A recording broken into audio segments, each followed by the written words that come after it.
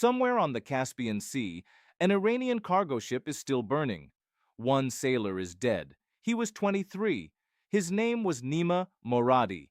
Now, the Caspian is a lake. For 40 years, Iran has treated that lake as a private backyard nobody would dare touch.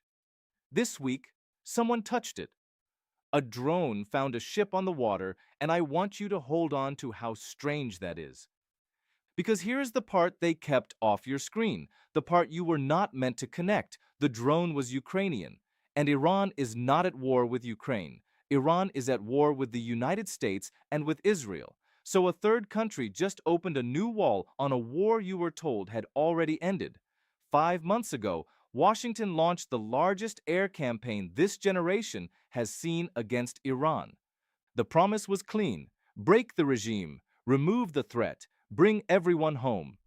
This week, Iran's foreign minister, Abbas Araghchi, said the Caspian strike cannot go unanswered.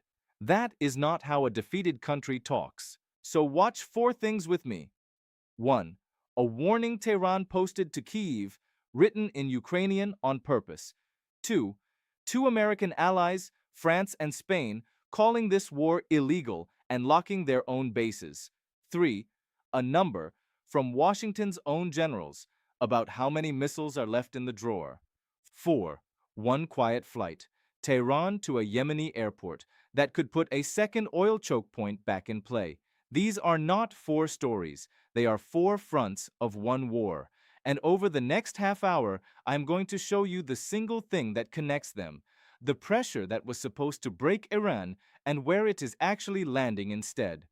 Let me give you the frame first, because everything today hangs off it, and it is a frame you can carry into the next story, like this one you read. Think about a household with 4 credit cards. On paper, the family looks strong. Nice house, good car, everyone employed, but every card is near its limit, and the minimum payments are all due the same week. Nothing has failed yet, and nothing needs to fail for the household to be in real trouble. All that has to happen is for one more bill to arrive. That is the frame you are going to carry tonight. Call it the overstretch problem. A great power does not lose the moment it loses a battle. It loses the moment it runs out of the capacity to keep every promise it has made at the same time. The battle you can see, the overstretch you usually cannot, until a fourth bill lands on the mat. Here is how it works, in 3 steps. First, a power makes commitments in many places at once. Second, each commitment quietly assumes the others stay quiet. Third, an adversary who understands this does not try to beat you in one place. He simply makes more places go loud at the same time. Hold those 3 steps in your head, because everything you are about to hear from this week is step 3, over and over. Front 1 is the new coastline.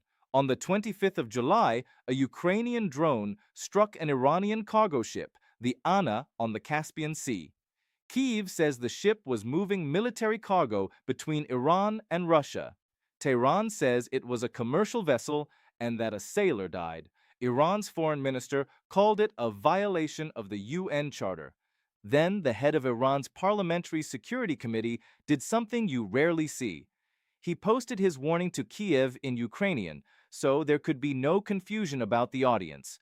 Iran now claims Israel steered Ukraine's hand to pull Europe deeper in. That part is Iran's theory, not a proven fact.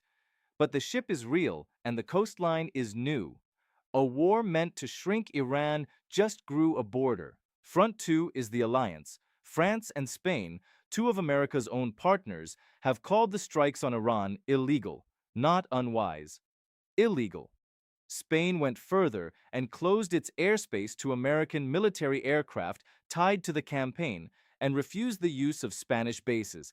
And then, this week, the Pentagon announced a formal review of the entire American troop posture in Europe, a review it says could run 6 months and has already begun trimming 5,000 troops from Germany. Think about the timing of that. The bases America would run this war from are quietly closing their doors on you at the exact moment Washington needs them open. Front 3 is the drawer. On the 21st of July, The chairman of the Joint Chiefs, General Dan Kane, sat in front of Congress alongside the defense secretary and asked for an emergency package worth $87.6 billion. Around 21 billion of it was to rebuild readiness and refill spent stocks of precision munitions. Kane has been in public begging defense contractors, in his words, to go faster. And an April estimate from the Center for Strategic and International Studies, a mainstream Washington think tank, found the United States may have already fired off more than half of its pre-war missile inventory in the Middle East. The most powerful military on Earth is counting its missiles out loud. Front 4 is the flight. On the 3rd of July, an Iranian aircraft landed at Sana'a airport in Yemen for the first time in a decade. Saudi Arabia was alarmed enough to bomb that same airport 10 days later to stop the next one. Why would a single plane matter that much? Because Yemen is where you rebuild the Houthis, and the Houthis sit over the Bab el-Mandeb Strait, the southern gate of the Red Sea. Iran already sits over the Strait of Hormuz, where, before this war, roughly 1/5 of the world's oil and gas passed every day. Squeeze one, and you have an oil shock. Squeeze both at once, and you have a global supply chain event that touches every country on the planet, whether it fired a shot or not, and yes, that reaches the pump you fill up at. One flight, two choke points. That is the whole point of the flight. If that last one reframed the map for you, do me a small thing and hit the like button, because it tells the algorithm this kind of connection is worth showing to the next person. Now, let me build you the case that America is winning this, because it is a serious case and you deserve the strongest version of it before I take a side. Start with the opening night. The very first strikes of Operation Epic Fury, back in late February, killed Iran's supreme leader, Ali Khamenei. Sit with that. The single most protected man in the Islamic Republic, gone in the first hours. Over the following weeks, by the American and Israeli account, more than 85% of Iran's defense industrial base was destroyed. 150 warships, the bulk of the ballistic missile force that Iran spent 2 decades and untold billions building underground. By spring, a ceasefire had taken hold. Put that in scale for a second. Militaries measure a good campaign in single-digit percentages of an enemy's capacity removed. This one is claimed in the 80s, plus the head of state, inside 40 days. On paper, this looks less like a war and more like a demolition. And look at Iran's own behavior now. It is not marching, it is talking. This week, Oman handed Tehran a plan to jointly manage the Strait of Hormuz with voluntary transit fees, and Iran sat down to trade proposals over it. Tehran is reaching for diplomacy in the Gulf. Its economy is crushed under sanctions, its currency gutted, its streets tense enough that in January, the regime faced the largest protests in years. When a government that was calling America the Great Satan is quietly swapping paperwork about toll lanes, that is not the posture of a winner. That is the posture of a state looking for an exit that lets it save face. Pressure, the argument goes, is working. It is just working slowly, the way pressure always does. That is a strong case. I want you to feel its weight, because a lot of very smart people believe it, and if you only ever hear one side, you are not being informed, you are being handled. So here is the question I want you to drop in the comments before I answer it myself. If Iran is losing, why is it opening new fronts instead of closing old ones? Tell me your honest answer. I will read them. Now, here is the fact that the winning case cannot absorb. After 5 months of the heaviest pressure Washington could apply, Iran is not contracting. It is expanding. Count it in the same units. 5 months ago, there was no Ukrainian front on the Caspian. Now there is. 5 months ago, there was no air corridor between Tehran and Sana'a. Now there is, and Saudi Arabia is bombing runways to close it. 5 months ago, the Strait of Hormuz was under an American brokered arrangement. In early July, that arrangement collapsed after Iran fired on ships using a lane it had not approved. And 5 months ago, the Gulf states looked to Washington for protection. This week, Kuwait ratified a defense cooperation pact with Pakistan. Do you see the shape of it? Every one of those is a new place gone loud. That is step 3 of the frame, run 4 times in a single week. A country that was supposed to be shrinking has instead added a sea, an air route, a broken deal, and a new set of friends. You do not do that from a position of collapse. You do that when your whole design was built to survive exactly this kind of pressure and to answer it by widening the board. And it is not only the map that refuses to break. Look inside the country.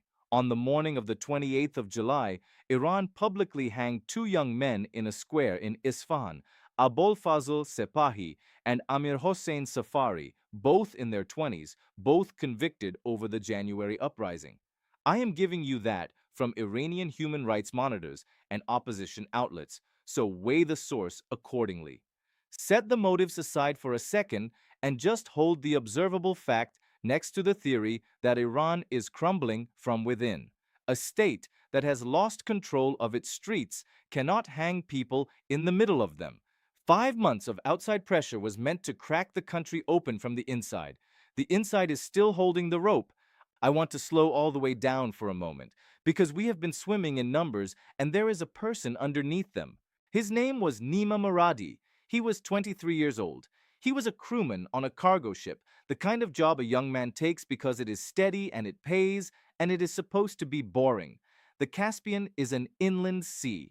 It is ringed by 5 countries, and it has nothing to do with Kiev or Gaza or a nuclear program buried under a mountain. It was, for a sailor, about the safest water in the region. That is the water where the drone found him. He is the first Iranian killed by Ukrainian fire on a lake in a war neither he nor his country ever imagined fighting. Whatever the maps and the ministers say this week, that is what a widening war actually costs. One young man on a quiet sea who will not be going home. Let me now do the hardest and most honest thing in this whole video, which is to argue against myself as strongly as I can. The strongest version of the case against me goes like this. You are mistaking motion for strength. Yes, Iran is opening fronts, but opening fronts is what a wounded animal does. A confident power consolidates. A desperate one lashes out in every direction, hoping one blow lands. The Caspian strike, an analyst would tell you, was really Ukraine sending a message to Russia about arms shipments, and Iran is only rebranding it as an Israeli plot because admitting it invited the strike is unbearable. And the air bridge to Yemen, Saudi Arabia bombed it. It is not working. So the expansion you are pointing at is not resilience. It is flailing. That is a fair hit, and I want to concede one piece of it honestly. Some of what Iran is doing is almost certainly performance for a domestic audience that needs to see defiance. Not every front is a masterstroke, but here is where the objection breaks. Flailing is random. This is not random. Watch it from inside Tehran's chair for a second, because good analysis means understanding the other player's move as rational, not crazy. If you are Iran, you cannot match American air power, and you know it. So you do not try. You build a system with no single head to cut off, and you make your enemy pay a rising price in every direction at once, until the cost of staying everywhere is higher than the value of winning anywhere. Killing Khamenei was supposed to be the headshot that ends it. 5 months later, the body is still adding limbs. That is not what a decapitated state looks like. So let me hand you the rule, the one thing to carry out of here. You do not measure a great power by the battles it wins. You measure it by the number of promises it can keep at the same time. America can win in Iran and support Ukraine and deter China in the Pacific and hold the line in Korea. It can do any 3 of those. The open question this war is asking is whether it can do all 4 at once, with the drawer of missiles running low and the allies locking their bases. Winning the battle was never in doubt. Keeping every promise at once is the whole game. Say it shorter. Empires do not lose their wars. They run out of everywhere.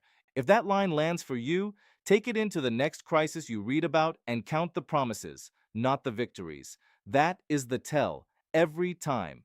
Now the piece I held back at the start. The most damaging words spoken about this war did not come from Tehran or Moscow or Beijing. They came from one of America's own partners in the Gulf. Oman's foreign minister, Saeed Badr al-Busaidi, wrote in The Economist that the United States had lost control of its foreign policy and had entered a war that is not its own. Read that again and remember who is saying it. Not an enemy. A friend in the pages of a Western magazine, and the Gulf is voting with its paperwork. Kuwait just tied its defense future to Pakistan. Oman is brokering Hormuz directly with Iran without Washington in the room. These are the exact states America needs on its side, quietly buying insurance on the other side of the table. And the choreography at the very top tells the same story. This week, Netanyahu flew to Washington to stand beside Trump at the White House. Right before he left, his security cabinet rushed through approval for an international force to enter Gaza, around 200 troops in a single pilot district. An Israeli official described that vote to Channel 12 as a gesture to Trump that was effectively a retreat, pushed through without looking hard at the consequences. I am not going to tell you what is in either man's head. I will only point at the order of events. The concession came first. The handshake came after. When the price of a photograph is a policy reversal, the photograph is doing something other than winning. And watch what the goal has become. Epic fury began with one sentence: destroy Iran's nuclear program. 5 months on, the terms floating around a settlement reportedly include Saudi Arabia joining the Abraham Accords and the Lebanese army disarming Hezbollah, something it has never had the strength to do. The mission started as a demolition and has quietly become a redesign of the entire region. That is not a campaign with an end. That is a campaign that keeps discovering new reasons it cannot end. Here is where I owe you an honesty note, because my own sources do not fully agree. On whether Israel actually steered the Ukrainian strike, they split. Tehran states it flatly. Independent analysts read the same event as Ukraine sending a message to Russia, with Iran caught in the middle. I cannot resolve that for you tonight, and I will not pretend the dramatic version is the proven one. Zoom out, because this pattern is older than this war. Strategists have a name for it: mission creep. A campaign opens with one clean sentence, and as the first goal gets harder to call finished, it quietly grows new ones, until nobody can say what winning would even look like anymore. America went into Afghanistan to destroy one network and stayed 20 years. It went into Iraq over weapons that were not there and inherited a decade of chaos. 2 centuries ago, George Washington warned in his farewell address that a nation can become a slave to its attachment to a foreign friend, pulled into quarrels that were never its own. You can decide for yourself whether that warning has aged into this week. The names on the map change. The mechanism underneath them does not. So let me give you something you can hold me to. Watch the Rome talks between Israel and Lebanon, scheduled for the 4th through the 6th of August. If Israel agrees to withdraw from the 2 pilot zones in southern Lebanon, that tells you Washington is quietly buying an exit ramp. If it refuses, containment has failed and the board gets wider still. And separately, if Iran strikes Ukrainian interests before the middle of August, this war just grew a European dimension in front of your eyes. If it stays silent, that silence is discipline, not weakness. Mark the date, which leaves the question I cannot answer for you only sharpen. So is this still a war America chose, or a trap it cannot find the door out of? The honest answer is both, and the hinge is capacity. Washington chose the fight and can still win any single piece you point to. What it cannot conjure is the strength to stand in 5 places on 1 week. So you count the promises, not the victories. Hold me to the calendar. Rome, the 4th through the 6th of August. If Israel steps back from those 2 zones in southern Lebanon, someone in Washington is buying an exit. If it digs in, the board only widens further. I will grade it for you, out loud. Subscribe to be here when that call is marked right or wrong. The next move is already on the calendar, and that move is Yemen. 1 flight into Sana'a, 1 runway the Saudis bombed to stop the next. The next video asks whether a second oil choke point is waking up and what it does to the price of everything you buy. Picture that lake again. The quiet water, the cargo ship, one sailor who never expected a war. Everything loud this week began somewhere calm. That is how a war widens. Not with a decision, but a slow leak into every quiet corner of the map.